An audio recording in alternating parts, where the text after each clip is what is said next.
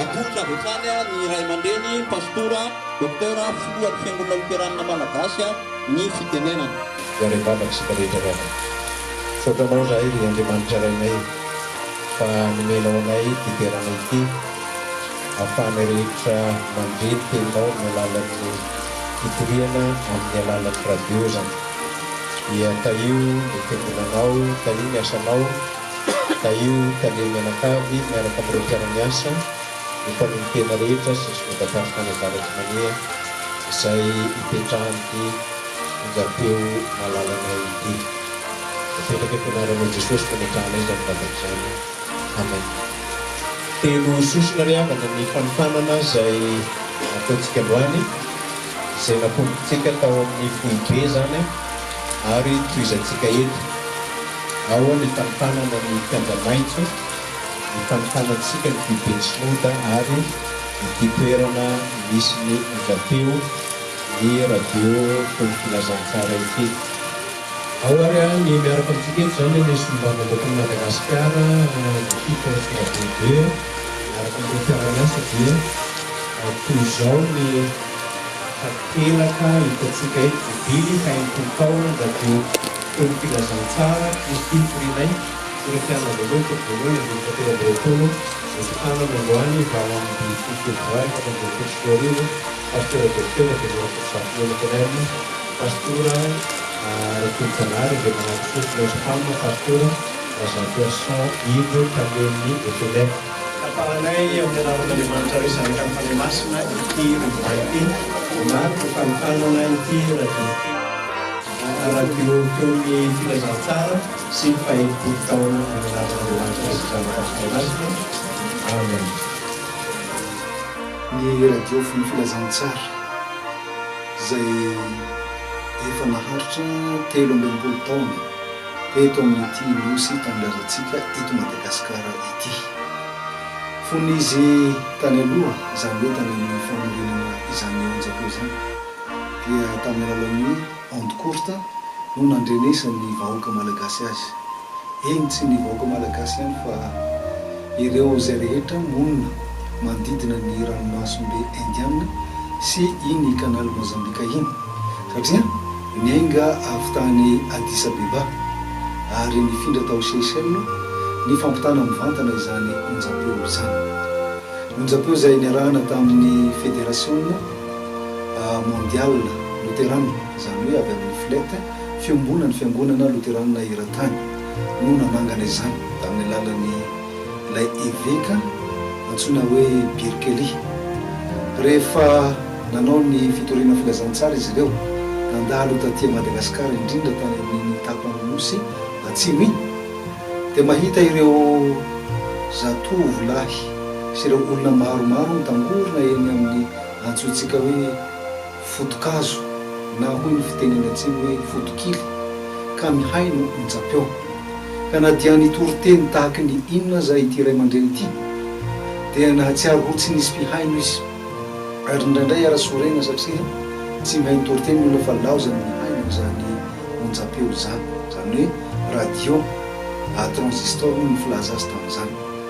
Teo no nipoirany hevitra ny amin'ny nahoana moa ity fitaovana ity no tokony ho ampiasaina ho fitoriana filazantsara ary rehefa nipetraka tao an-tsainy zany fanontaniana izany dia nomety ny teo mpiara-miasa ary iny nahatonga ny radio FEON'NY FILAZANTSARA nisy. Volana febroary tahaka izao zany hoe 11 volana febroary 2019 no nisehoany sy nitrangana zany tantara izany ka tonga ankehitriny. Indrisany efa fanoan'ny fivoaran'ny teknôlôjia izay miazakazaka eto amin'ity zao tontolo izao ity dia efa betsaka ny tsy mampiasa ilay antsoina hoe onde courte izany na ny AM ihany koa ka dia nisy fotoana nitsahatra ny onjam-peo ary tsy naheno azy intsony. Fa taty aoriana zany hoe tamin'ny taona 2024 no nipoitra indray ny fanerinany amin'ny andao velomina indray zany onjam-peo radio FEON'NY FILAZANTSARA zany mba hanany ny endriny ankehitriny. Ka izany mahatonga azy izay renesitsika ankehitriny izao ny amin'ny FM 103.4 izay rehefa nangatahana teo anatrehan'ny mpitondra fanjakana ny ahafahana mamerina indray izany onjapeo zany dia neken'ireo ray aman-dreny ampitondra fanjakana tamin'ny alalan'ny ministry ny serasera sy ny kolotsaina izany ka dia nanolotra ny taratasy fankatoavana famerenana indray ity onjapeo ity. Nandritran'izany taona 2024 izany dia niaraka natanteraka ny famelomana indray isika rehetra tao ny famerenana ny fandaharana izay nahafantarany olona azy hatrizay. Isan'izany ilay Kristino Torinay, fandaharana toriteny izay fandry tamin'ny alalan'ny onde courte fahiny ary mbola novelomina ihany koa ankehitriny. Tao ny hoe vavolombelona koa hanitry ny literatiora mitady ny rahalahiko ary ireo vaovao samihafa dia noezahana ho notazomina ireny rehetraireny satria ny antony dia nitaiza olona maro nanabe olona maro teto amin'ity tanindrazantsika ity izany. Ankehitriny ary dia miroso amin'ny hofanatsarana hatrany isika mba hiezaka hanatratra amin'izay izay fivoarana zany teknôlôjia zany. Ka raha misy ny FM dia eto isika miakatra indray any amin'ny ilay antsoina hoe DAB+ izay teknôlôjia hiasa tsy ho ela satria raha ny any amin'ny antsointsika hoe norvégianina izay nitarika nyity onjapeo ity fahiny dia efa mampiasa an'izany radio numérika zany ary tsy ho ela ihany koa dia mety ho tonga aty amintsika zany ary efa miomana amin'izany isika. Amin'izao ankehitrindreo malaza ny antsoina hoe internet dia efa mandeha amin'ny alalan'ny web radio ihany koa sy ny application maro samihafa ity onjapeo-tsika ity. Eo ny fanatsarana eo amin'izany kalitao ny fampitana mivantana zany ny onjapeo, fa eo ihany koa ny fanatsarana ny toerana izay entina mantanteraka ity asa fitoriana amin'ny alalan'ny onjapeo ity dia ny eto Andranomadio, eto Antsirabe izany. Ka nisy ny fanokanany ny fitaovana rehetra sy ny fanatsarana ny fotodrafitrasa mba hifanaraka amin'izay iainana ankehitriny. Ao ny ireo hitantsika ireo ivelan'ireo leo antsoina hoe autobloquant tato anatintsika rehefa mandeha ireo sary izay hitantsika ireo dia ireo no notokanana satria ho mariky ny fiazakazahana hanenjika isika amin'izay ho fitoriana filazantsara amin'ny alalan'ny radio feon'ny filazantsara izany.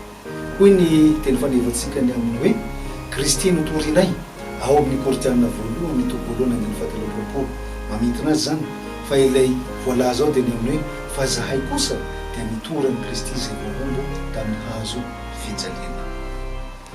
Ny mofomamy eto zany misy soratra Kristino Torinay koretiana voalohany tobolohany dia fahatelopolo fahefolo taona dia ny RFF 91.2 MHz dia daholo misy ny fiainana ny pompe grenade ny rehetrarehetra miaraka aminao mamy any ny pilona zany ny pompe grenade dia ity zany sary ny fiainan'ny radio sy ny hoavy. Sotran'Andriamanitra lehibe avatsy sotanao zay dia fosy ny fitiavanao ny ampandefitsy radio ty ary misotranao amin'izao sakafo zay atao zao. Amen.